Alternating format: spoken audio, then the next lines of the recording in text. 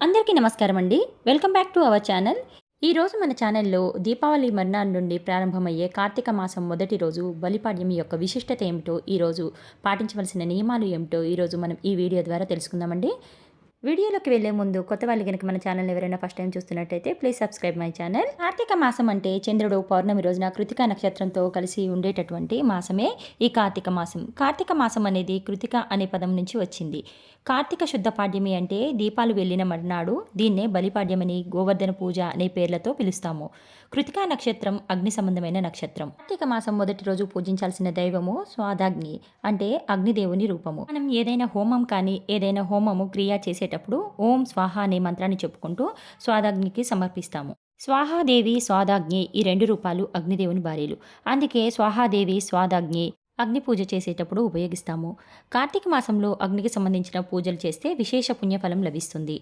అగ్ని సంబంధమైనటువంటి దీపారాధన చేయడం ద్వారా ఆ ఇంట్లోకి శివానుగ్రహము, లక్ష్మి కటాక్షము కలుగుతుంది. కార్తీక మాసం అంతా ఇంట్లో దీపాలు పెట్టడం మంచిది.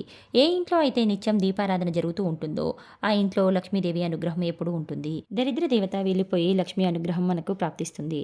కార్తీక మాసం మొదటి రోజున బలిపాడ్యమి అంటాము. కార్తీక మాసం మొదటి రోజు ఇంటి గుమ్మానికి పసుపు రాసి కుంకుమ బొట్లు పెట్టి చక్కగా మామిడి తోరణాలు, పుష్పాలతో అలంకరించాలి. ఇలా చేస్తే లక్ష్మీదేవిని ఆహ్వానించినట్టు అవుతుంది.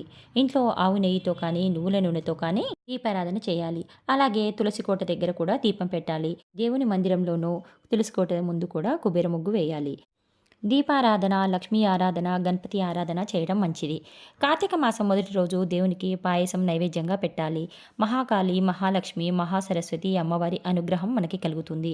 ఆ కార్తీక మాసం మొదటి రోజు ఆవు నెయ్యిని దానంగా ఇస్తే మనకు అష్టైశ్వర్యాలు కలుగుతాయని పురాణాలు చెప్తున్నాయి. కార్తీక మాసంలో పులుపు పదార్థాలు తీసుకోరాదు.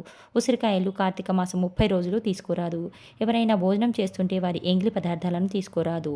పాడ్యమి తిథిలో బ్రహ్మముహూర్తంలో పూజిస్తే సకల పాపాలు తొలగిపోతాయని పురాణాలు చెప్తున్నాయి. ఇంతేనండి ఈరోజు వీడియో. ఈ వీడియో కనుక మీకు నచ్చినట్టయితే లైక్ చేయండి, షేర్ చేయండి, సబ్స్క్రైబ్ చేసుకోండి. మరొక మంచి వీడియోతో మళ్ళీ కలుసుకుందాం. అంతవరకు సెలవు. నమస్కారం.